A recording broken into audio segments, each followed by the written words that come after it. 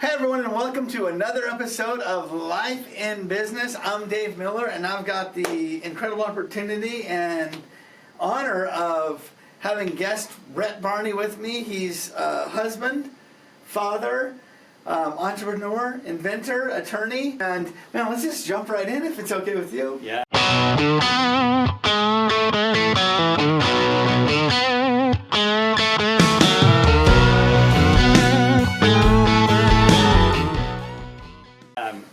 Appreciate the opportunity to be here and talk with you. Absolutely. Well, just in our previous conversations, I thought it was interesting because, and we'll get into all the entrepreneurial type of businesses, but how you became or how you decided to become an attorney, I thought was very interesting to me. So we'll go way back when to, actually let's let you tell. How did you decide to become an attorney? So it's funny, there's even a little more to that story that you don't know. You're good, man. The most of the time, but so when I was a kid, I loved football. That was my life. I was obsessed with it. And then when I was 12, I got in a really bad car accident. I was in a car that rolled a couple times, and I got ejected. Landed on my head and had 40 plus skull fractures. And lost my hearing and crushed my sinuses and just all sorts of crazy things. And so I couldn't play football anymore. And I couldn't do, and really like sports was just what I spent all my time doing in. And so I had a year where I wasn't allowed to do anything. I wasn't even allowed to run. They said, you can't run because all that shaking and movement. Holy Toledo. So it was like a crazy time to be 12, right? 12's already hard, and then you kind of have that big shakeup. How long were you in the hospital? I was in the hospital for about 2 weeks. We can talk another time about all the wild stuff. But through that process, during that year when I wasn't really allowed to do anything, I decided that I was going to play guitar. And so my mom knew somebody who was a guitar teacher, and my dad had an old guitar. And so I started learning guitar, and I was classically trained for about two or 3 years, and until I was in high school. And then I did the high school thing. I started playing punk music and rock music, and so we started a band, and that really took up a lot of my time in high school and my first year of college. I did that, but that's what first piqued my interest, sort of this area of intellectual property, which is copyright. And just so that we're kind of building from the same foundation, I didn't know this at the time, but I know it now. Intellectual property is this umbrella term that we use to describe 4 areas of the law: trademark, copyright, patents, and trade secrets.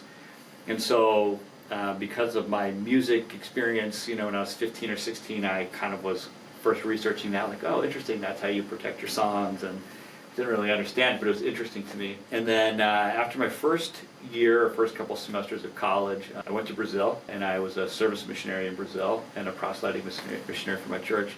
And while I was there, I had these impressions of maybe I could go into the law, maybe I should be a lawyer, but it didn't really fit my personality very well as a musician, and I'm kind of a punk, But I got home, and I knew a guy that was a lawyer. It was just like a neighbor that lived up the street, and I said, look, I feel like the law might be interesting, but it seems so horrible. It seems just really awful to me, but I have this feeling like I should do that.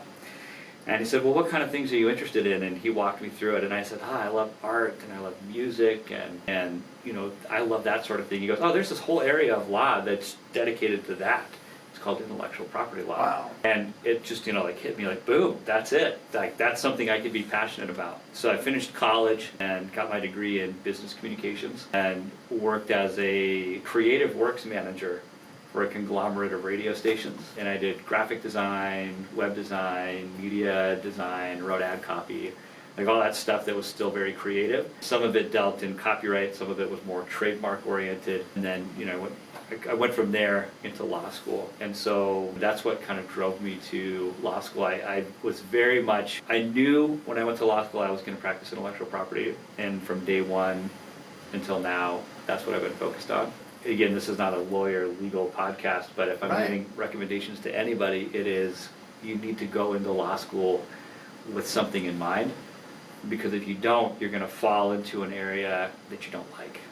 And there are many areas of the law that are unlikable. Just listening to this, I mean, this is not my wheelhouse, so just hearing you like, hey, you love art, you love the creative side, all that kind of stuff, and you were able to find, you can actually be an attorney, a lawyer that specializes in that stuff. That's kind of cool. And there's an area of the law, believe it or not, for every single thing. Every single thing that you could think of has an area of law. Again, I'm not encouraging or discouraging people to go to law school, but if you feel like you need to, but you don't know what direction to go in, just ask yourself, what do I love? I love, human rights, or I like sports, or I like, I don't know what, I mean, whatever else there is, like a lady that I work with loves cosmetics, and that's what drove her. She's like, I love cosmetics, I love makeup, I love doing all that, but I wanted to be a lawyer. Okay, perfect. You're an FDA lawyer. Like, you're the one that works with all these cosmetics companies as they're developing products, getting those products properly advertised and regulated. Every area of life is regulated by the law. And so find a spot, find something that you're passionate about, and a couple things will happen. One is you'll be a lot more satisfied in your career and you won't want to leave, but you'll also excel. And this, I think, can dovetail nicely into the business conversation, but it's the same thing with business. You can look for an opportunity and chase it. It's hard to chase something and make a career out of it if you're not passionate about it. Yes. And so, it's the same thing. It's the same thing. And, there's just a lot of opportunities. There are a lot of opportunities in the legal world if you know what you're looking for. But again, just like in any business scenario, if you don't know what you're looking for, then you're not really looking for anything. And you'll just fall into wherever there's an opportunity. And sometimes it's a good fit and you get lucky, but I would say frequently, you're not lucky. Do you ever, does your mind ever go to that spot where you're thinking, it's a good thing that I had a conversation with the gentleman that was, think about that. That's so cool that this, person, older person or whatever, that, that could give you some solid advice that literally may have changed the whole aspect of your life. Yeah, for sure, because I think I would have eventually found it. Yeah. I think I would have. But it changed the trajectory of where I was putting my efforts. Yes. And so when I was looking at law schools, when I was looking at opportunities of like, where do I want to go, where do I want to practice, it was a guiding factor in that, where I was saying, okay, well, I don't really want to go to law school in Oklahoma because there are very few intellectual property law firms in Oklahoma. So I'm not going to go there. Versus, in Washington. Well, there's a lot of intellectual property that happens in Washington. And so then I kind of narrowed down, well, what else is in Washington? My brother was here at the time. There's 3 law schools, all with pretty good intellectual, right? So it kind of becomes a guideposts to help you find your way. And so, yeah, exactly right. So if we kind of fast forward a little bit, you graduate law school with this degree where you're going to kind of help people protect intellectual property. What was your typical client like? How did that work? Yeah, great question, and it just depends on which phase we're talking about. In the very, very beginning, I was actually working here in town, here in Coeur d'Alene. Oh, really? That specialized in anti-counterfeiting. And so anti-counterfeiting is a pretty niche area of trademark law. Yes, I've never even heard of that. Yeah. I've never even heard of that. And so and so I think just a good example of something that would be counterfeit is you go to the border and you get those fake Oakley sunglasses. Oh, okay. The Oakleys. Yes, yes. And everybody's owned a pair. It's okay, but it's stopping that from happening. Okay. And so it's not just someone comes up with another company that's competitive, that they may be doing some things that are that's like not fair competition. This is just completely ripping you off. And so, anti-counterfeiting is a pretty niche area. And it's got ties to, a lot of criminal activity. So yes. there's a civil side of law and a criminal side of law. And the civil side is, I'm much more comfortable there. But in anti-counterfeiting, you kind of deal with both the civil and the criminal. And I did that for a few years, and they were for large organizations, big, large, global sporting organizations. That makes sense. Which was a lot of fun. Yeah, sporting organizations, particularly, we're talking like 15 years ago, they were right at the tip of the spear of that counterfeiting of what was happening. You'd see it at flea markets and websites and eBay and even, this is before Amazon's complete dominance of the world, but on Amazon, for example. I left that and I started my own law firm. Wasn't working at the place in Coeur d'Alene anymore. Started my own law firm, Barney IP, and I had one large client based out of Europe that was a technology company, and really I was helping them develop their product, bring it into the United States, and I became kind of a pseudo quasi in-house kind of lawyer. I wasn't in-house, but it was kind of like that. So I'd help them develop the product, and then I helped them sell the product. So I was kind of on their sales team, and I oversaw a team of developers in India that were helping develop the software. So that was kind of interesting. And so that was like my big client. I spent most of my time working with them. But underneath that, I had some really low-level, solopreneur type clients. When I say low-level, I just mean entry-level, right? They were trying to figure it out. And a story I like to tell is this lady was making a product that was being ripped off on Etsy. And she said, I want you to help me remove this other company. I said, easy, I'll do the takedown. Here's how much it's going to cost. It's like $500 or something. So pretty inexpensive, and took me a couple hours. I got it done, and I went back to her, and she said, okay, I actually don't have $500 to pay you. I don't. Oh, no. I said, all right, well, you can make payments over time. Like that. And she said, I could pay you in rocks. She painted rocks. She painted them. And she's like, they're really pretty, So and they were like 50 cents a piece. So not just ring rocks, painted rocks. Not just any rocks, painted rocks. She said, I could pay you in painted rocks. And I said, it's going to take a lot of painted rocks. And she goes, oh, I could paint big rocks, And I was like, I don't want your rocks. Thank you very much. You don't have to pay me, but I don't want to work with you anymore. That kind of thing. Everything from like a large tech company, which, that tech company, by the way, was acquired for, I don't know the official price, but it was close to $1 billion. That's what I heard. So again, I don't know for sure, but okay, good for them. And the rock lady, I don't know, I never heard from her again. She wasn't acquired for $1 billion. Not that I know. The deal is still in negotiation. Yeah. Complicated.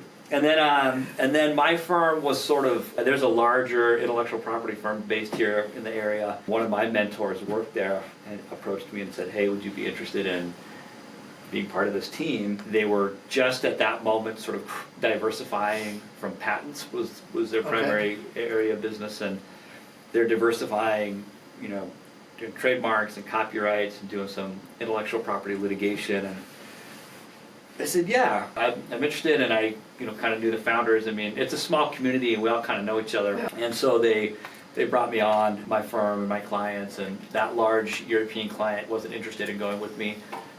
So then when I started at Lee & Hayes, going back to your original question, what were the clients like? So that's a new phase where it's this quite a large, we would call it a mega boutique. So it's a boutique. We specialize in intellectual property and have some tangential services around that. But the core is IP. And on the patent side, they had the biggest clients in the world. The biggest companies in the world are their clients. Really? And headquartered right here in Spokane, which is fantastic. But we were a very nascent group. And the hope was on the trademark and copyright side, well, we'll razzle dazzle some of these mega companies, and they'll just give us their trademark work, and they'll give us their copyright work. And it didn't happen that way. There was no, notwithstanding our razzle dazzle, they were not interested in moving their portfolios over to us. So then kind of this business development phase of my legal career started, and most of my days were spent doing business development, and I worked with startups, no rock selling startups. Yes. more established or funded startups, but in the early days it was all basically startup work. And one of the stories that we were talking about earlier about these companies coming to me and then growing with me to exit. Yes. They all came from that time frame in 2015, 2016, like that 3-year time frame. I spent so much time doing business development. I look at my Rolodex of clients and the big exits that I've been a part of with them, and they all kind of came from, or at least originated with, a relationship during that 3 years where I just was on the road all the time at conferences and just hustling and pitching, and so they grew from there to mid-sized companies, and then from mid-sized companies to Fortune 100 companies, and now I represent that whole sort of spectrum of Fortune 100 companies all the way down to small startups. Most of the startups that we represent are local-ish to the area. Those are kind of like the smallest of the clients, and then we have other startups that we represent that come out of Silicon Valley and things like that aren't small. They're startups just based on timeline. Right. But they've got hundreds of millions of dollars in budget and things like that, and those are two very different dynamics.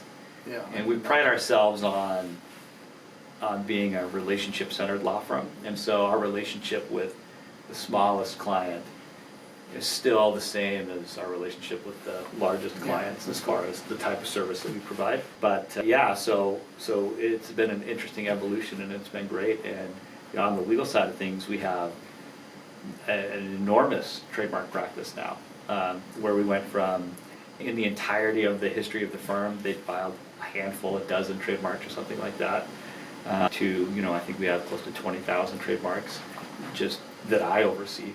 So it's been a big growth and a big trajectory, and with that has come building teams and building infrastructure and utilizing software and just becoming more and more and more sophisticated all along the way.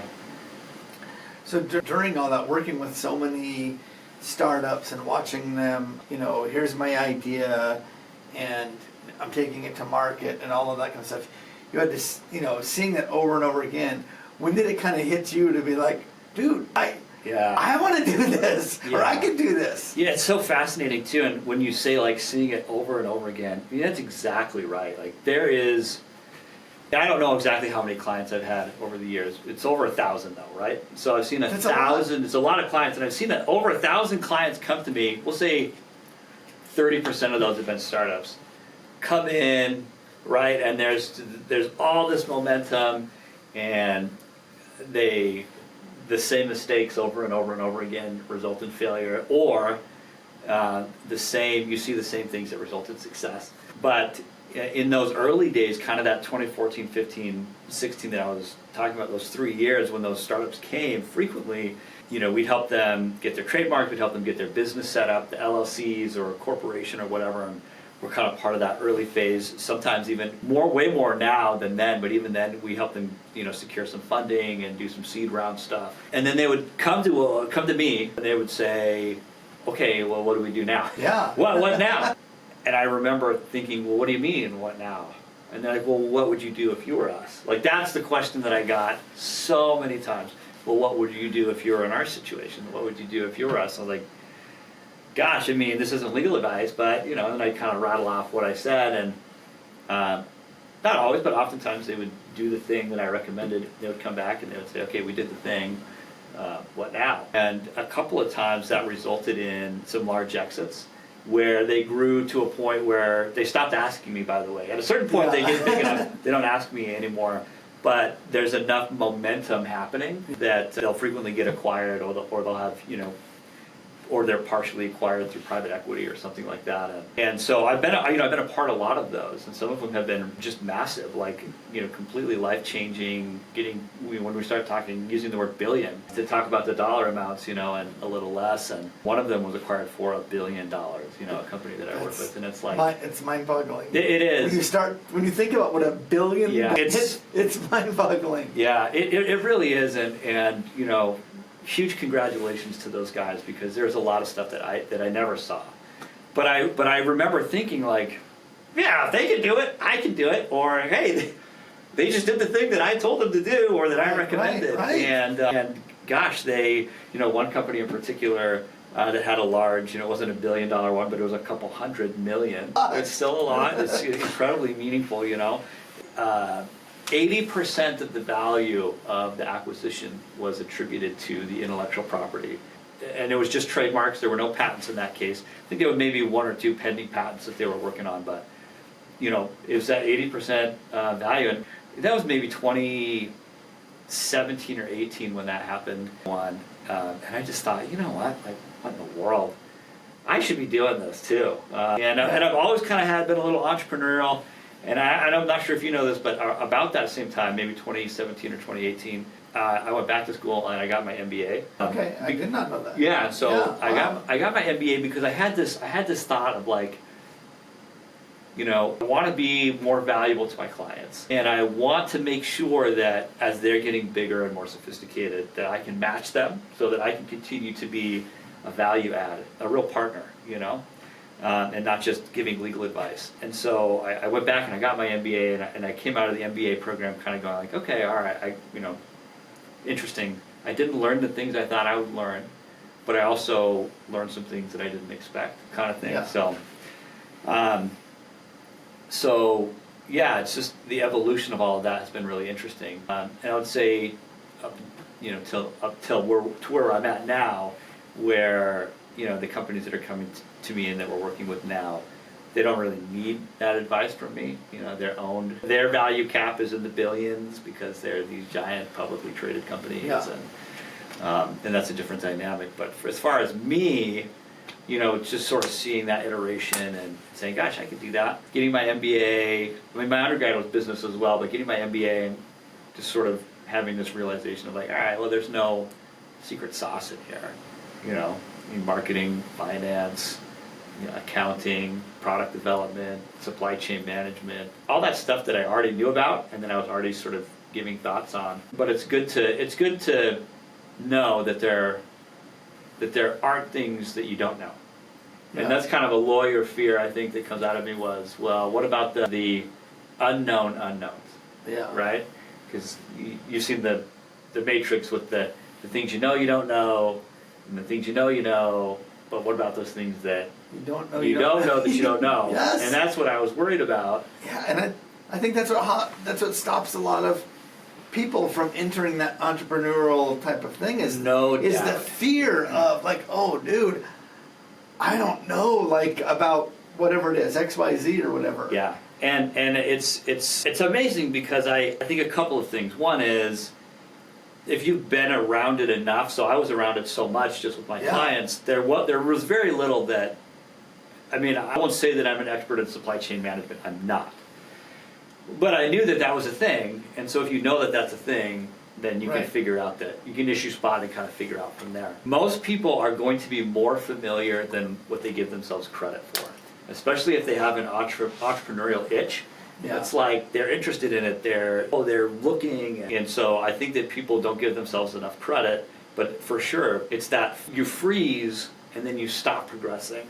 And a lot of startups, one of the repeat sort of reasons for failure comes from that, is they'll hit a certain point where maybe they've got a great idea or maybe they come up with a cool invention and they can execute on the creation, the prototyping, the development, but then they get to something that they've never had to do before. Sales, like marketing, like stepping outside of their comfort zone of where they stop and they say, either internally or externally, I don't know what to do next, and then they don't do anything out of fear or out of whatever, and so many really amazing ideas have just been killed that way.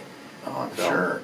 I think about the guy that wants to make widgets, and he's the best widget maker that you've ever seen in your life, but then he gets into business and realizes that he has to be an HR person, mm-hmm. He's got to be an attorney, he's got to be an accountant, he's got to be a janitor, sales guy, marketing, web design, he's got to be like, yes, and then social media, like I got to learn how to do social media, and I think that it's overwhelming. I mean, I think it's overwhelming to a lot of people, but I think that I think it makes you stop sometimes. Yeah.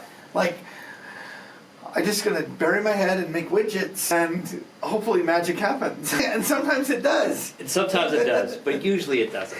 Yes, usually I know. It doesn't. So many things have to go right with a bury your head in the sand kind of mentality. So many things have to go right in your favor for that to for just the winds of chance to take you along. It's pretty rare. And the winds of chance will work in your favor when you are in a big market where people are sniffing out those kinds of opportunities. But those big markets are rare. I think Silicon Valley, Silicon Slopes in Utah, in Boston, you got the biomed kind of space. and in Austin, Texas, there's a nice sort of entrepreneurial. But outside of those types of markets, maybe Atlanta a little bit, maybe New York a little bit, outside of those sort of coastal city opportunities and bigger markets, it's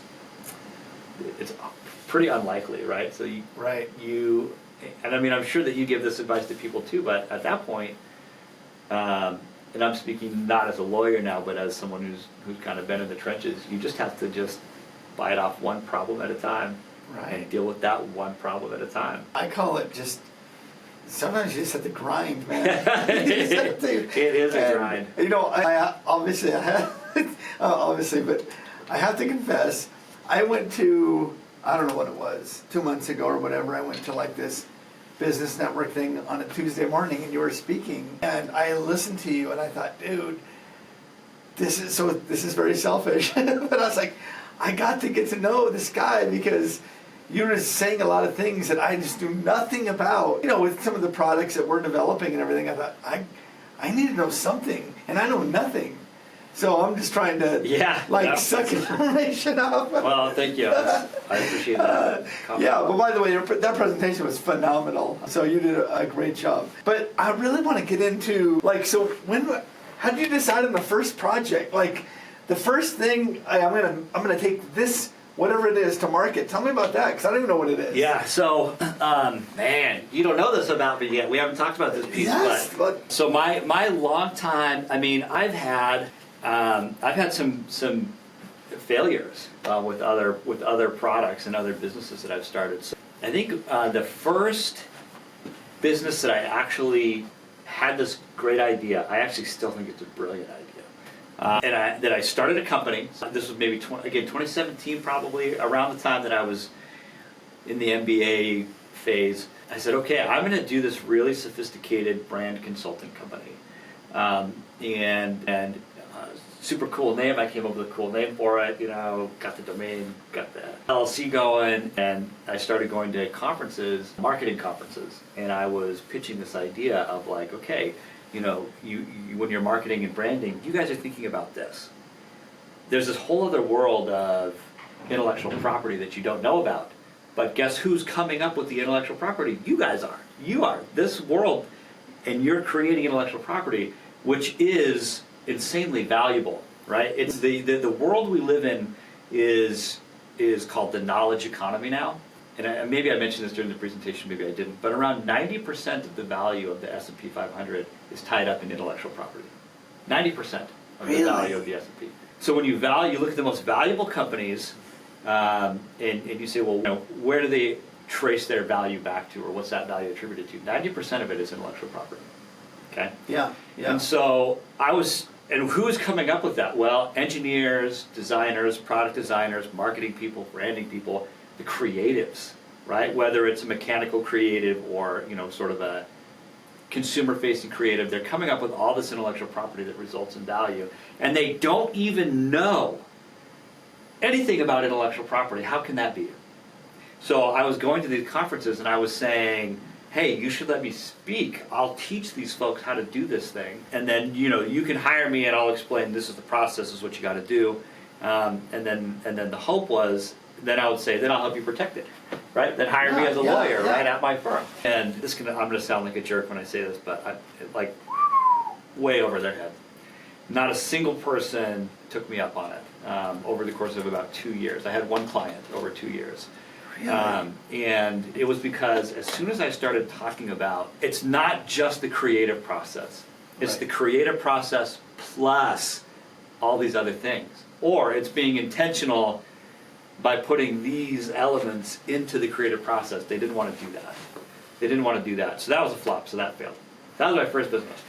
My next business was, fast forward to kind of my modern day. Late 2019, my partner Chad and I were talking, and he had just had an exit from another company that he was involved with, and he and I were throwing ideas back and forth, and he said, well, hey, there's this better for you candy out there, there's no competitors, and I think you and I could create something like this, but maybe a little better, that does some more creative things, and my family were very healthy. We eat really healthy, and at the time, my partner Chad, he wasn't super healthy, but his wife and his son were very healthy eaters too. And so it's like, yeah, that's perfect. That's like speaks to me. And so we started the whole process. We went out, raised a little bit of money from just like a really fantastic guy that Chad had a relationship with, and just tons of respect for him as an investor for looking at us and taking a risk, because it was really like early idea stage. And we started to build this machine.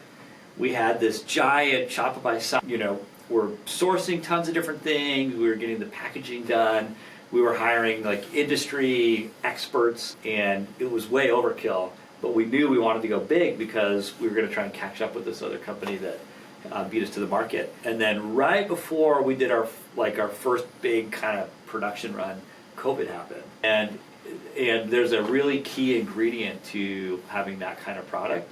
And at the time, now this was 5 years. This was 5 years ago, 6 years ago. But there were only 4 of these places in the world that we knew about, and 2 of them went out of business within like a month.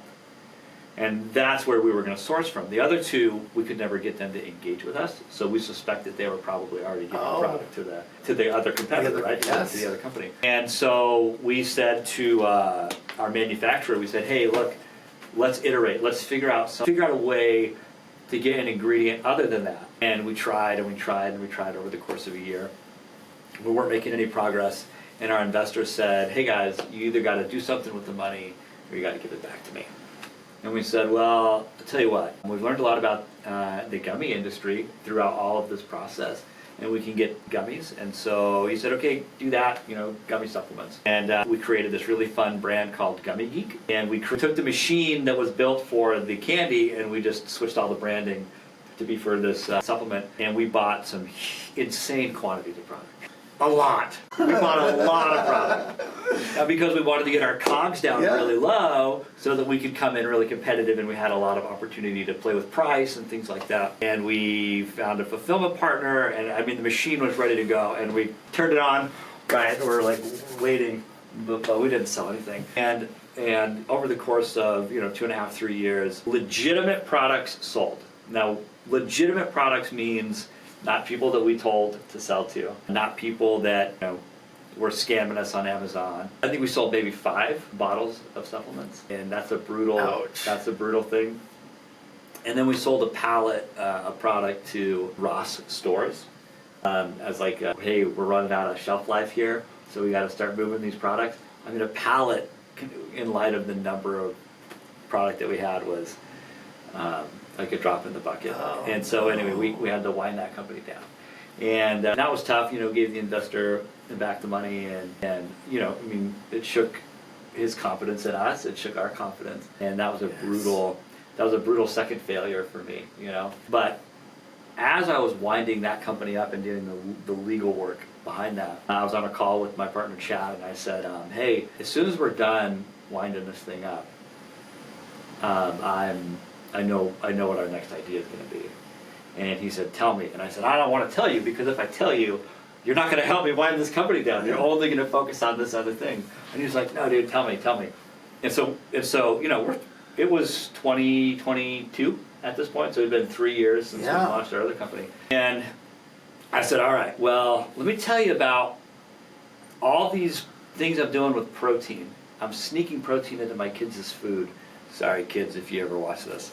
I was getting 20 grams of protein in a bowl of cereal, and they had no idea that I was doing it. And I was doing it in, salsa, and I was doing it in ways in like oatmeal, and I was doing it in peanut, because it's hard to get kids to eat the right amount of protein. And I'm a protein hound. I love protein. It's my favorite macronutrient to chase. And during COVID, I got really dialed in on my diet, trying to get healthier and healthier as I was getting older, just to take care of myself. And I said, so here's what I'm doing. And he was like, dude, that's crazy. I'm doing the same stuff. I'm figuring out ways to get protein. And he had started powerlifting, so I'm kind of more of an endurance guy. And I like triathlon kind of things, and I like lots of body weight stuff. And I like other weights, but I've never wanted to get huge. But my partner Chad he is super, super fit. And we're on these parallel journeys with nutrition that we didn't realize until we started sharing ideas. And I was right. The second I told him that, he did not help me. Like, I don't remember a single other time him doing anything. And it took me a whole extra year to wind down all the other affairs of that other company for different reasons. And Chad, was in the background working on this next project. We started doing product development, and we kind of said, all right, we're doing it different this time. We're going to do it us. Just him and I. And we're going to come up with the products, and we're going to self-fund for as long as we can, because we don't want to bring in other people to help drive or not drive, and we want to test the market. And so we started playing around with trying to decide what market we wanted to be in. And, you do a lot of research in the early days to validate your idea, and we landed on pasta sauce. And the reason we landed on pasta sauce was because, first off, no other person in the industry had done it. I mean, there's no other high-protein pasta sauce anywhere. Most pasta sauces have 1 to 2, if you're lucky, 3 grams of protein in a half-cup serving. Our sauce has 20 grams. So we have 10x the amount of protein as your sort of standard pasta sauce. And we were shooting for 20. We knew we wanted 20 because that's a meaningful amount of protein, right? It's a meaningful amount of protein. And we learned a lot from the gummy supplement disaster. It was a failure in some ways, but in other ways it wasn't. And that was consumers, they want the thing that they're used to having.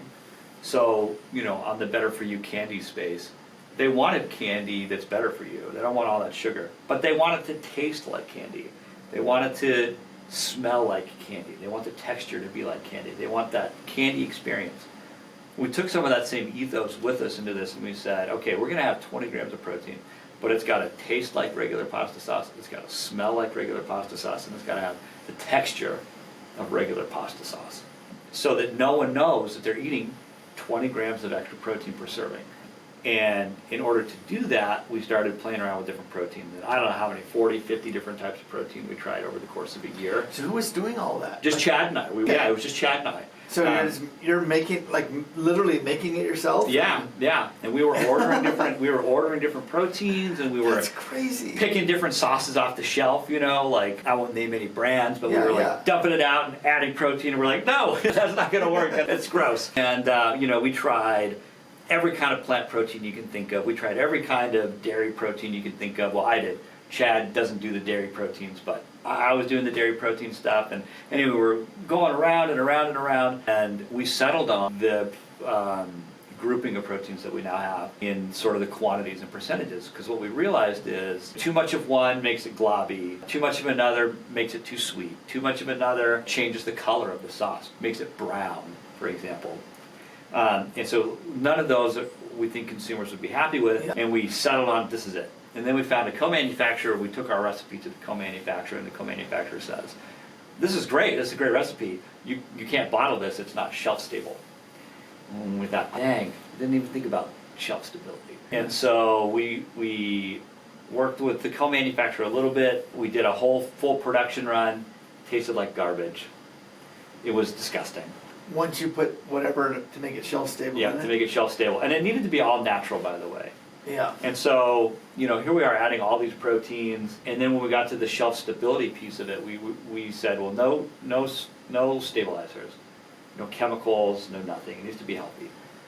And it needs to be something that Chad's wife and my wife are okay eating, and they're okay feeding our kids. And so, there are only a couple of ways to make things shelf stable, and different types of acids, for example, that are naturally occurring acids. So we played around with combinations of those and how to get to a certain spot, but it was still really gross. It was horrific, and we had to scrap everything that we produced, we threw away. And so then we started, to the point we were talking about earlier, figuring out one problem at a time. So that was a big problem for us, and we figured that out, right? And we iterated on the recipe a little bit, got some other ingredients. We figured out, well, how do you, does the quality of protein make a difference, yes or no? And if so, in what ways and how? And we realized that it was such a difficult thing that we tried to do. We realized that we invented something. We essentially invented a chemical process that's happening between all of these ingredients that we filed a patent for it. And I'm pretty confident we're going to be able to get some kind of patent protection out of that. So, and again, that's my thinking, right?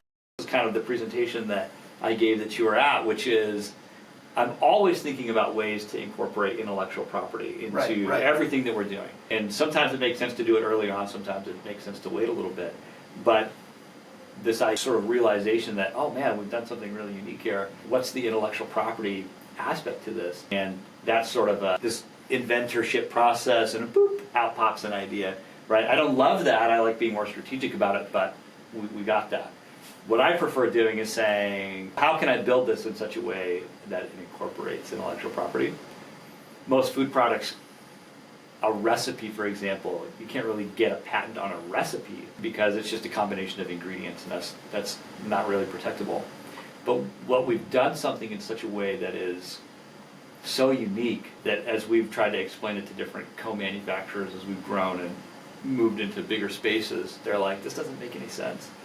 Why would you do this, or why would you do that? And it's like, oh, trust us, this will work. A satisfying piece of all of this was we're not just doing something that's healthy and beneficial and that speaks to like us and our lifestyle, but we're doing something that's truly innovative. And we were at a conference, a couple, and a food scientist came up to our booth, and she said, I just have one question for you. How did you do this? This much protein does not make sense. How is it possible that you got that much protein into this and it tastes good? So it's satisfying for just a couple of non-scientist kind of guys. But so anyway, I know that that's way beyond the scope of the initial question. Fascinating. But that's the journey. Yeah, I'm listening to all these things, and this is the question that kept coming into my mind. So you started on this entrepreneurial journey, with the branding thing, and it didn't work. It might work someday, but it didn't work at the time. Then you started with the candy thing, and that was kind of, with COVID and all that kind of stuff, didn't work. Then you hit the gummy thing, again, unfortunately it didn't work. And then you do this recipe thing, and you get to the stability thing, and it doesn't work. This is what I'm trying to figure out with entrepreneurs, is what keeps you going? Because you've got a successful career as an attorney, the whole thing that, basically a lot of people seek. What keeps you going to, like, dude, this product has to get out there? Yeah. On this one, I think that's like going to be a different answer for so many different people. Yeah, absolutely it is. For me, it's just an exciting, fun thing.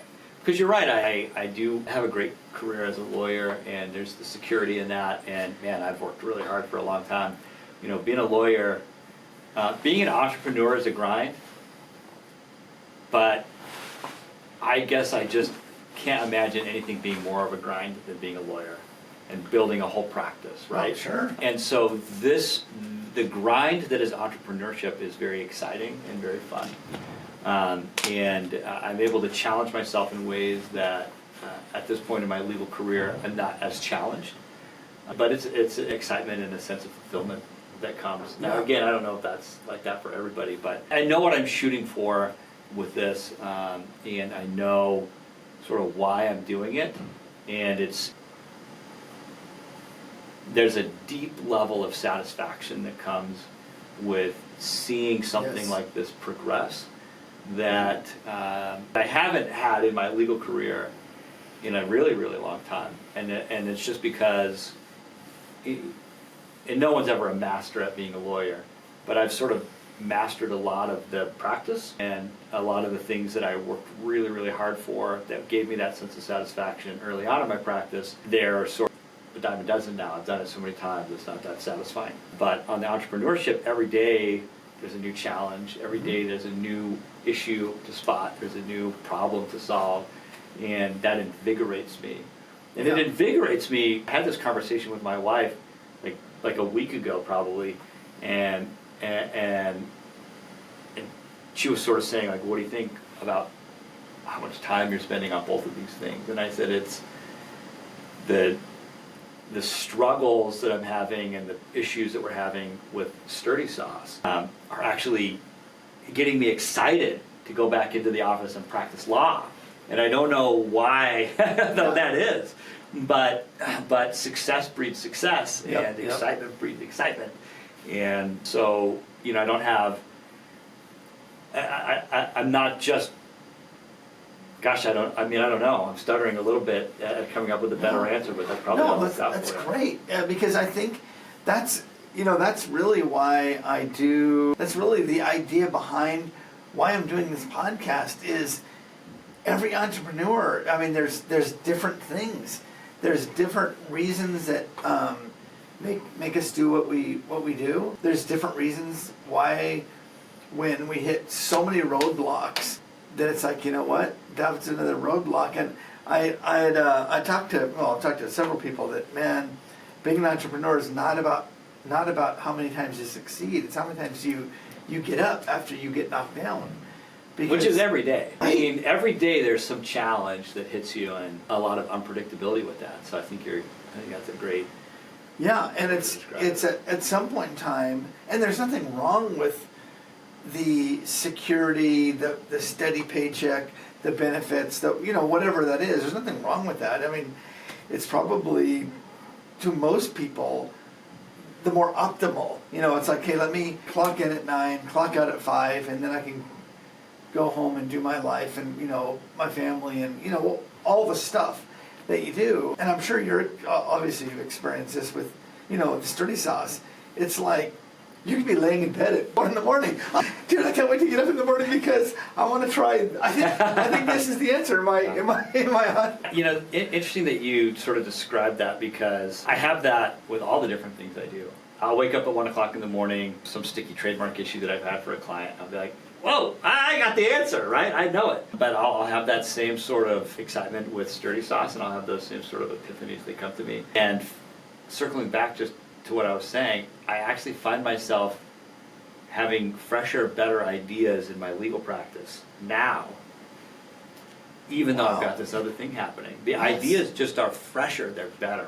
They're more precise, and they're more sophisticated, honestly. And I feel like it's because, again, this presentation that I gave, that cross-domain expertise, the more in the trenches in the industry, the more I'm realizing, there was a piece to this that I always knew about, but I never was submerged in it enough as a legal practitioner to grasp that. But now as I'm operating as an operator, I go, I get it. I get it in a way that I never understood it before.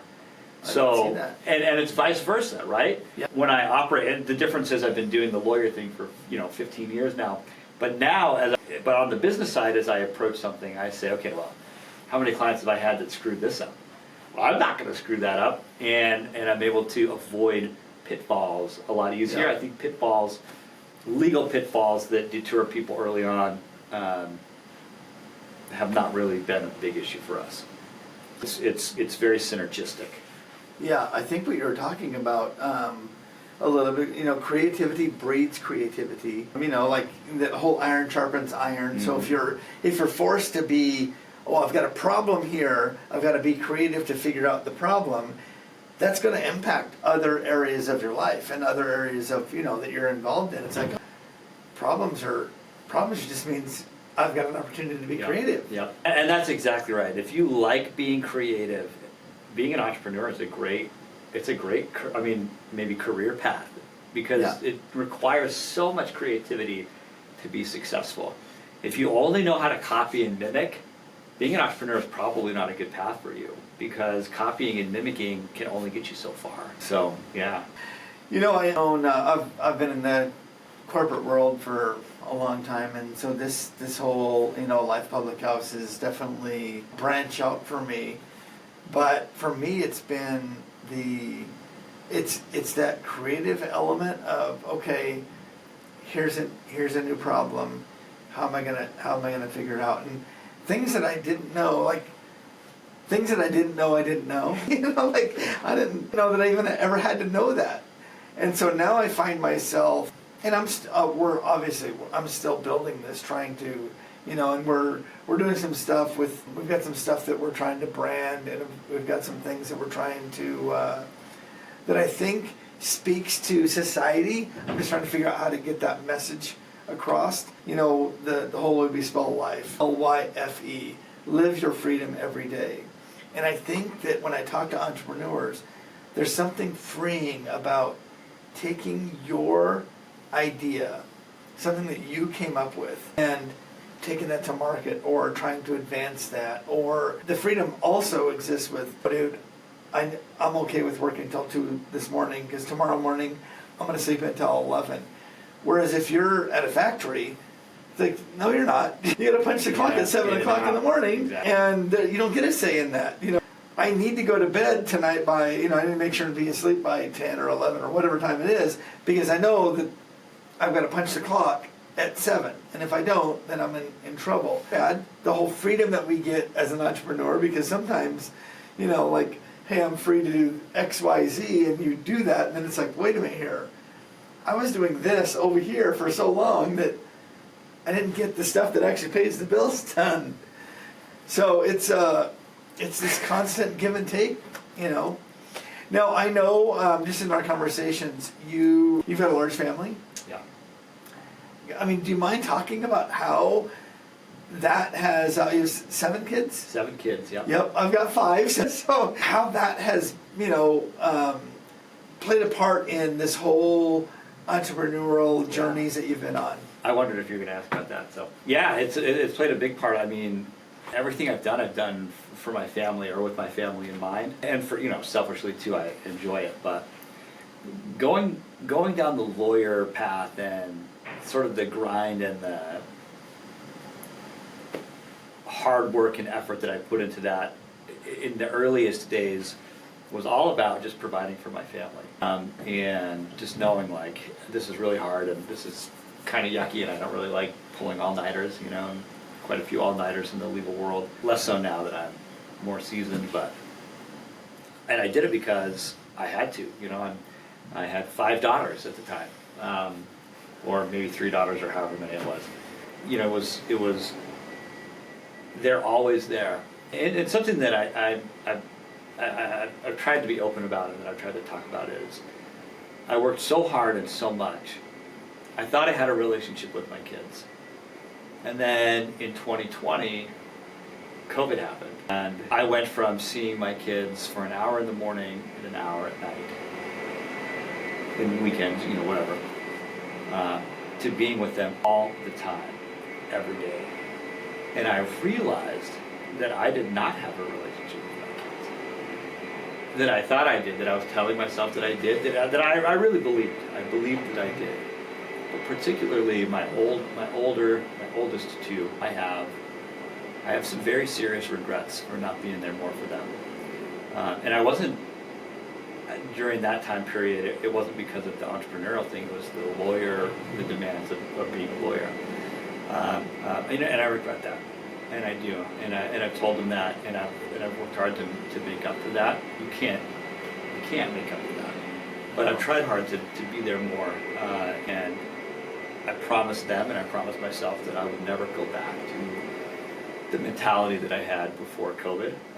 And so COVID for me as a human being and for my family, it was hard on a lot of people. It was a blessing for us because it opened my eyes to what I was missing on the family side. And so I heard the advice once, again, so kind of going back to your actual question, how's the family played into all of this? How does someone who has a busy, intense career as a lawyer and a big family and entrepreneur, and then I do other things. How do I balance all of that? And balance is a terrible word. There's no balance. But I try hard when I'm with my family to be with my family, and that's not always possible. Like sometimes if they want to go to Silverwood or something like that, like I'll take you, but I'm going to be working on my phone the whole day. But I'm here with you, and that's the best I can do.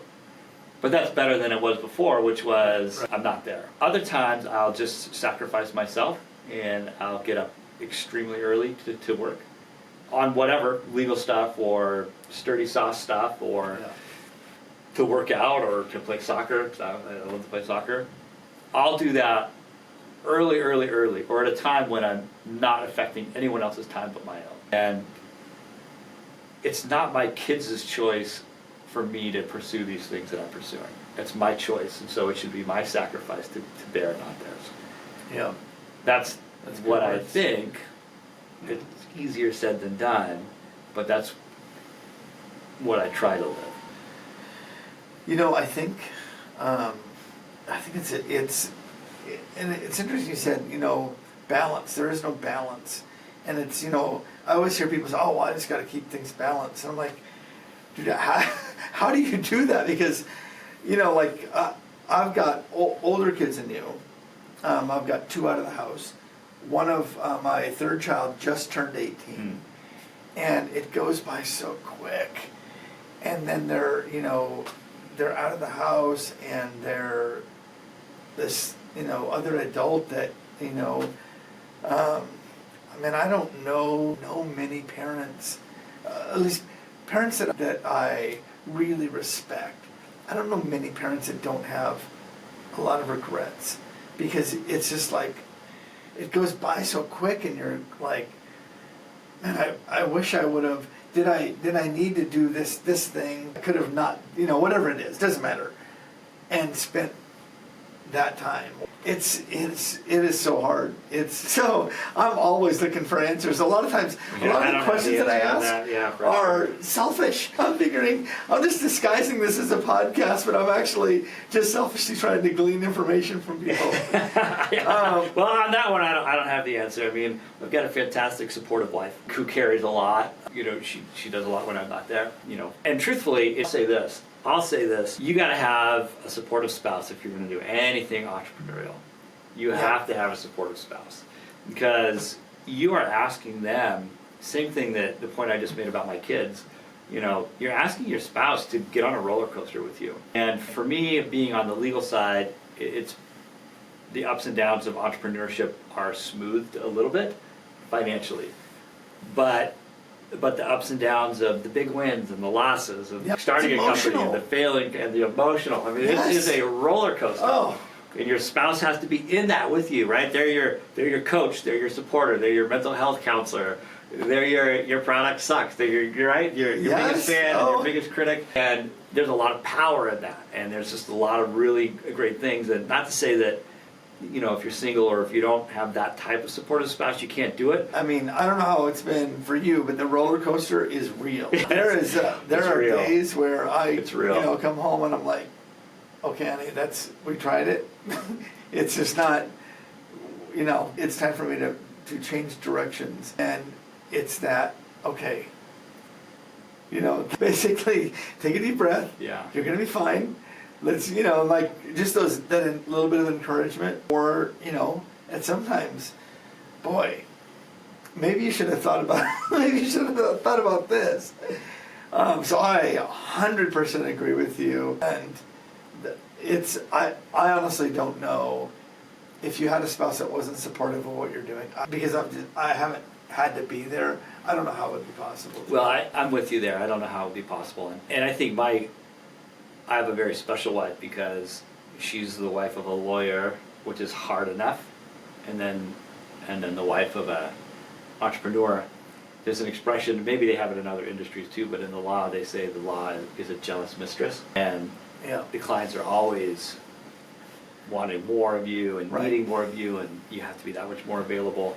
And my wife shares me with that, and then with the business side. So I've got a special partner for sure. Yeah, that's honestly, Rhett, I met you just maybe a couple months ago. We've only talked maybe 3 or 4 times, but every time I get a chance to talk with you, I glean information from you, and I usually walk away feeling like that was very well spent. I can't even word that out, but so I appreciate that. Is there anything I didn't ask you that you're like, oh, I wish you would have asked me this, or I wish I would have mentioned this in our time together today? Man, we've covered a lot of ground here. We did? Yeah, we covered a lot of ground. I don't think so. I think we've covered it all. And maybe just snippets a little bit of each thing. But I will actually watch this podcast myself 2 or 3 times. I'll probably take notes, and hopefully our paths connect in the future over and over again, because I've really enjoyed spending time with you, and have enjoyed our conversations. And, these people just got to eavesdrop on time. So thank you so much. And hey, if you enjoyed this or know somebody that would, somebody that is an entrepreneur or somebody that is maybe thinking about becoming an entrepreneur or whatever, share this with them, like this, comment on it. I'm still learning how to do the algorithms or whatever it is with social media and all of that. So if you know what to do, help me out and do it. And I will see you again next week. Thanks so much for giving us your time and spending time with us. Talk to you later. Bye-bye. Nope.